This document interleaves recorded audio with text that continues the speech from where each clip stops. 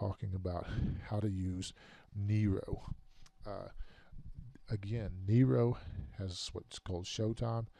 This is just for watching your favorite videos. So if you pop in a DVD, you can use this particular program. It's a program within a program, basically, to watch your DVDs. This is a streaming program for universal plug-and-play devices. So anytime that you want to use this is the Nero Media Home. So that way, if you have any items that you have other media or products that you want to be able to stream and play right off of there, you can plug them in and use Nero Media Home to play, whether it be from your MP3 player or whatever. Now, Nero Recode.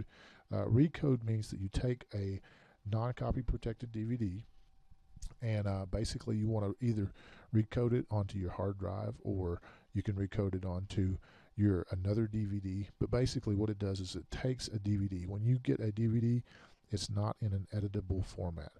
So what you want to do is you want to recode it into a way where that you can put it, maybe if you have some home videos on DVD and somebody gives it to you and you really like it, but there's a really embarrassing scene that you don't really want to have as part of your memory collection, well, guess what? You can use Nero.